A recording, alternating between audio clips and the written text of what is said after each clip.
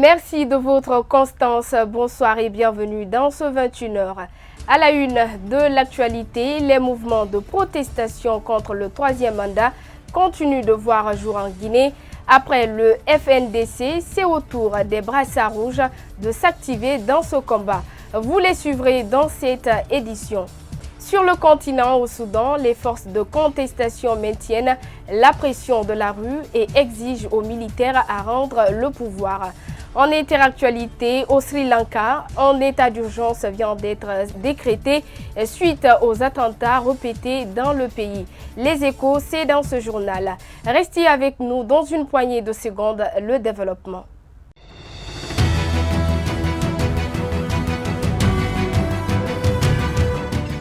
Tout d'abord, les résultats issus du recensement des enseignants contractuels viennent d'être rendus publics par le syndicat national de l'éducation. La démarche vise à fournir l'effectif réel sur le nombre d'enseignants contractuels évoluant au sein des établissements publics, tant à Conakry qu'à l'intérieur du pays. À travers cette action, le SNE exige de l'État leur intégration au compte de la fonction publique.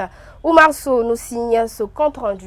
Avant de s'élargir vers l'intérieur du pays. Un travail qui a conduit à des résultats qui visent à apporter un démenti sur le nombre annoncé par le ministère de l'Éducation nationale et de l'alphabétisation. Il a été dit que nous sommes plus de 16 000 enseignants contractuels. Je vous ai dit depuis à l'entame que ce chiffre n'est pas vérifié, n'est pas vérifiable, car c'était du mensonge. Et au jour d'aujourd'hui, nous avons la vraie version, le vrai nombre des enseignants contractuels sur toute l'étendue du territoire national. Retenez encore une fois de plus que nous sommes 7 430 enseignants contractuels. À travers ces statistiques, la Coordination nationale des enseignants contractuels dit être prête à défendre la cause des formateurs. Nous voulons notre engagement à la fonction publique. Et nous vous apprenons que nous nous opposons à toute forme de concours et de tests, car le concours ou l'organisation du concours en République de Guinée a été toujours l'objet de business. A précisé que le président de la République a exigé dans le compte-rendu du Conseil du 24 janvier dernier que la situation des enseignants contractuels soit régularisée avec pour seule condition envisager un programme de renforcement des capacités. Le Front national pour la défense de la Constitution continue à enregistrer des adhésions. Un collectif d'artistes vient de s'engager auprès du mouvement pour le Front contre le changement de la Constitution. Reportage Kerno Falilou Diallo. La lutte contre le troisième mandat n'intéresse plus seulement que les politiques.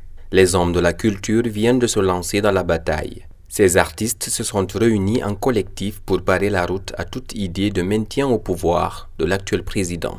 Le genre de morceaux que nous sommes en train de faire pour la défense de la Constitution, c'est pas ça qui paye le loyer. C'est les morceaux comme Didi Lali, c'est les morceaux comme Chéri, Mami Lando, Fima, c'est les morceaux comme Yankadi Dance. C'est ça qui nourrit les artistes. C'est le genre de morceaux-là. Mais les morceaux du style Adam Firima, ça ne nourrit pas les artistes. Tu comprends? Aujourd'hui, nous avons décidé, c'est-à-dire d'outrepasser nos égos et nos personnalités, c'est-à-dire d'artistes, et d'agir en citoyens. Pour mener à bien le combat, le collectif d'artistes Atto ne compte pas reculer. Ils sont composés de rappeurs, de slammeurs et d'autres genres musicaux. Nous sommes un collectif d'artistes engagés, mais nous nous mettons à la disposition du front. Vous savez que le front, c'est différents paliers. Vous avez des politiciens, vous avez des syndicalistes, vous avez la société civile, mais vous avez aussi des artistes individuels ou en groupe. Donc, nous comptons sur les moyens du front pour nous battre sur le terrain, mais aussi sur l'arène musicale. Aujourd'hui, nous n'avons aucune crainte parce que nous sommes protégés, nous sommes dans la légalité. S'il y en a qui affichent dans les rues des banderoles, nous avons aussi la possibilité, nous, d'afficher les banderoles dans la rue. Si eux, ils disent oui, nous, on dit non. Depuis le lancement du Front national pour la défense de la Constitution, les réactions se multiplient. C'est à ce titre que l'adhésion de ces artistes au Front ne laisse pas indifférent la coordination. Nous sommes très honorés ce matin. D'abord, d'avoir su que vous vous êtes mis en collectif Atto, qui veut dire cesse, comme un ultimatum et qui, par ironie, ont bien voulu endosser l'image que certains ont voulu vous coller en vous présentant comme des petits drogués. Vous qui véhiculez la culture de ce pays. C'est avec un single que ce groupe d'artistes va alerter les citoyens sur leur combat. Comme annoncé dans les titres, des acteurs politiques de la société civile continuent de fédérer au sein des mouvements contre une éventuelle modification de la Constitution au profit d'un troisième mandat. C'est dans cette dynamique que les brassards rouges ont été créés. À travers ce mouvement, les initiateurs disent s'opposer à toute idée visant à ternir l'image de la démocratie en Guinée. Pour nous, un député périmé est complice d'une question de troisième mandat dont nous n'allons pas cautionner. Et ensuite, également dire non à un troisième mandat et dire non à un glissement de calendrier. C'est de ça qu'il s'agit. Donc les partis politiques déjà issus des brassards rouges et la société civile et d'autres mouvements déjà qui souhaitent adhérer à la dynamique à partir de la semaine prochaine. Tout ça, ça vient agrandir cette grande famille des brassards rouges. Et sincèrement, c'est un grand honneur, c'est une grande fierté pour nous autres, membres fondateurs des brassards rouges. Et nous pensons que l'histoire ne fait que commencer. Et nous allons écrire l'histoire, mais cette fois-ci de la plus belle manière. Après la mise en place des antennes dans les 5 communes de Conakry, le mouvement des brassards rouges entend s'orienter vers l'intérieur du pays pour le même exercice. Pour le bloc libéral, son adhésion au sein de la dite structure se justifie à travers la défense des valeurs démocratiques du pays que s'est fixé le mouvement. Suivez. Aujourd'hui, nous sommes en face de situations où tous les Guinéens sont obligés de se mettre ensemble pour mener le combat. Les deux fondateurs viennent de vous le dire. Le nom du mouvement, c'est le combat pour les Guinéens. Alors, c'est pourquoi le président Dr Faye m'a instruit de venir auprès de ces grands initiateurs pour essayer de témoigner notre soutien à ce grand mouvement qui est né aujourd'hui, qui a fait son baptême de feu aujourd'hui. C'est pourquoi nous sommes là. Autre facette de l'actualité, le collectif des victimes de Cap-Rorail équipé 2 s'insurge contre le mémorandum élaboré et déposé par des plateformes de la société civile auprès du ministère de l'Unité nationale et de la citoyenneté. Selon le porte-parole du collectif, ils n'ont pas été associés à l'élaboration de ce document et ces acteurs ont agi contre eux. Il est au micro de Alpha Bakar 5 Diallo. C'est une déclaration dans laquelle nous avons dénoncé la démarche d'un certain nombre d'acteurs de la société civile, le Conseil régional des organisations de la société civile de Conakry, le CROSC, et le CNOX, le Conseil national, qui donc ont fait un mémorandum portant sur la situation de la casse de Cap-Rorail équipée 2, mais des organisations qui ont agi pour nous, sans nous, donc nous estimons que c'est contre nous. Dans les recommandations, ces deux organisations demandent à l'État de nous trouver des centres d'accueil comme des réfugiés, mais aussi de la nourriture avant le Ramadan. Nous disons que c'est une insulte. Ce que nous réclamons, c'est l'application de la loi. Nous avons été victimes d'une injustice qui ne dit pas son nom. Il faut que cette injustice-là soit réparée.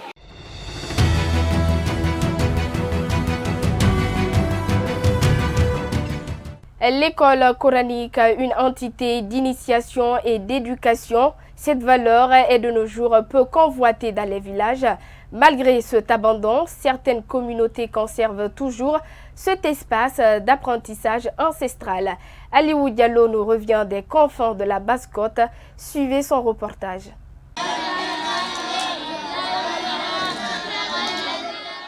Ici, nous sommes à Kanfarandedi à la Belle Étoile. Cet enfant d'environ 6 ans apprend le Coran à travers sa planchette. Tous réunis autour du brasier qui les sert de lumière pour distinguer les écritures.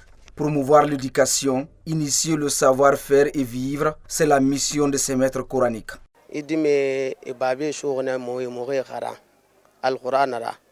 Les parents de ces enfants les ont envoyés pour apprendre le Coran. Avec la patience, depuis qu'ils sont là, il n'y a aucun problème. Ici, c'est le Coran et l'éducation. Après la lecture, c'est la prière. Si nous le faisons, c'est parce que c'est inscrit dans nos traditions depuis belle lurette.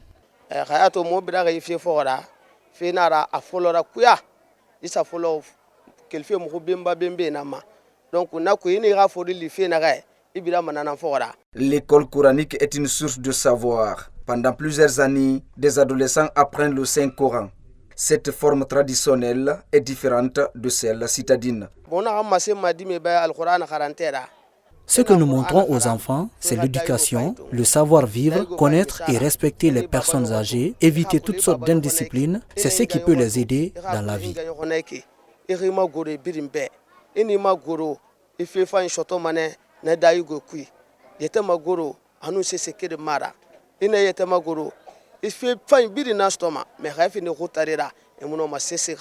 Pour illuminer les lieux afin de distinguer les écritures, ces enfants cherchent des brindilles tous les soirs. Une manière pour eux d'apprendre aussi l'endurance. En prélude au mois de Ramadan en Guinée, la hausse du prix des denrées alimentaires dans certains marchés de Conakry se fait ressentir. Cette flambée des prix crée des plaintes chez la population. Nantané Condé a fait le tour de quelques marchés. Suivez son compte rendu. À quelques semaines du mois de Ramadan, le prix des denrées alimentaires de première nécessité ont connu une augmentation dans la plupart des marchés de la capitale. Au marché de Kaporo et Bessia, le constat est alarmant. Le prix des denrées alimentaires a beaucoup augmenté. Avant, on achetait le sac d'aubergine à 200 000 ou 350 000. Mais aujourd'hui, à l'approche du Ramadan, le sac est à 500 000 francs. Venu acheter des condiments au marché de Kaporo, Fatoumata Yari Silla se plaint de l'augmentation du prix des denrées alimentaires. Actuellement, c'est dur, très dur d'ailleurs. L'huile d'arachide qu'on achetait à 2000 francs est maintenant à 3000. Avant, avec 2000, on pouvait acheter les tomates et faire 2 sauces. Mais aujourd'hui, à l'approche du Ramadan, 2000 ne suffit pas. Plus loin, ces vendeuses lancent un appel à l'endroit de l'État afin de mieux contrôler la politique de fixation des prix. Ils n'ont qu'à nous aider afin de réduire le prix. Nous souffrons. Tout est cher aujourd'hui. Bientôt le Ramadan. Nous demandons de l'aide au gouvernement afin de revoir le prix des choses sur le marché. Dans l'attente d'une suite favorable à leur cri de cœur, le regard de la population reste figé sur les autorités avant le début du mois saint de Ramadan. Autre chose, dans cette édition, le métier de rabatteur est devenu très prisé chez les jeunes sans emploi et qui n'ont pas fréquenté l'école. Dans les différents carrefours de la capitale Conakry, ils sont très nombreux à pratiquer cette activité. Une chose pourtant mal perçue par plusieurs personnes. Explication, Mariamba. Il est 10 heures. Nous sommes au centre émetteur de Kipé. Ici, les rabatteurs sont déjà en place. Alpha Mamoudou Diallo est l'un d'entre eux. Depuis 8 heures, il y est présent pour trouver de quoi subvenir à ses besoins. Si tu n'as rien à manger et personne pour te donner quoi que ce soit, au lieu de partir voler, vaut mieux faire ceci pour avoir de quoi manger. Mais quand les gens viennent nous trouver ici, personne ne nous croit. Ils nous traitent tous de voleurs. Il y a certains chauffeurs qui nous donnent 5 000 francs guinéens. Des fois, quand on travaille de 8 heures à 16 heures, on gagne 50 000 voire 80 000 francs. Mais ça, ce n'est pas tous les jours. Assis dans son taxi à l'attente des passagers, ce chauffeur donne ses impressions sur les jeunes rabatteurs. Certains sont des voleurs et d'autres ne le sont pas. Mais au niveau des carrefours, s'ils voient forcément, ils vont prendre. Moi, je les conseille, comme étant tous des jeunes, de se trouver un métier. Parce que si tu as un métier, personne ne va te minimiser. Quant aux passagers, ils estiment que ces jeunes ne sont tous pas des voleurs, comme les accusent souvent les gens. Ils sont en train de chercher leur vie. C'est pas facile qu'on les emploie.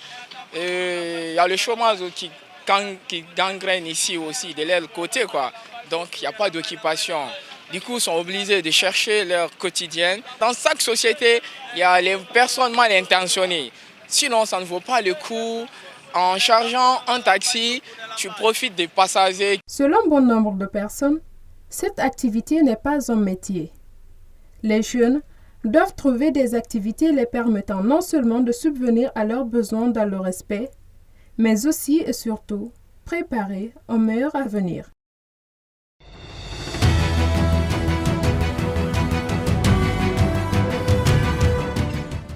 Et puis, match en retard de la 15e journée du championnat national de la Ligue 1 guinéenne de football professionnel.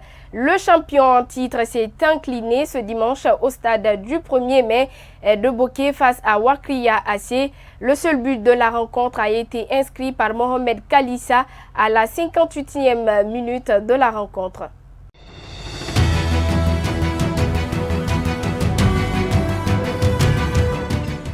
Au Soudan, malgré l'annonce d'un projet d'institution de transition par l'opposition vendredi matin, les milliers de manifestants continuent de se mobiliser pour le sit-in géant organisé depuis 2 semaines devant le QG de l'armée.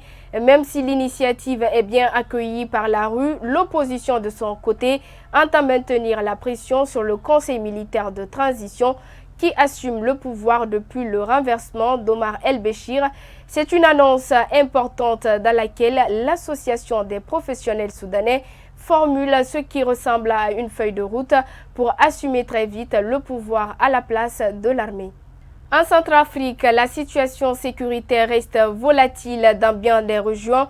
Malgré la signature de l'accord de paix le 6 février dernier, de nombreuses villes restent sous contrôle des groupes armés. C'est le cas dans le sud-est du pays, notamment dans la ville de Zemio qui est prise en tenaille. Les axes de ravitaillement sont coupés alors que la connexion téléphonique ne fonctionne pas. Le centre-ville est contrôlé par des hommes de l'UPC d'Ali Darassa. Impossible de circuler sur les axes à plus de 20 km à cause de l'insécurité.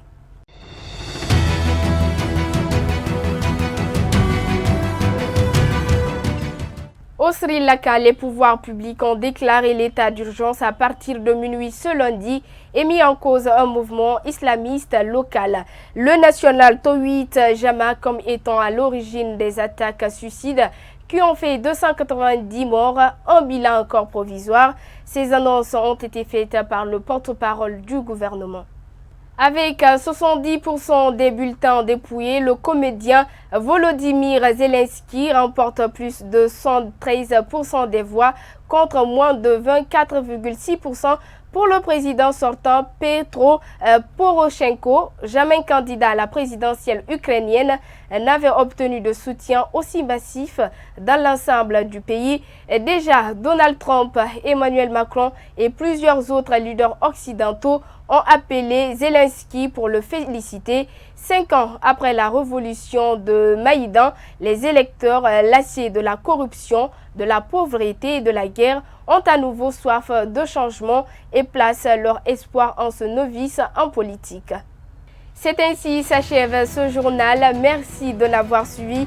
Bonne suite de programmes sur Star 21 TV. Nous on se quitte avec ce proverbe africain: celui qui t'empêche de te battre, donne-lui une récompense. Bonsoir chez vous.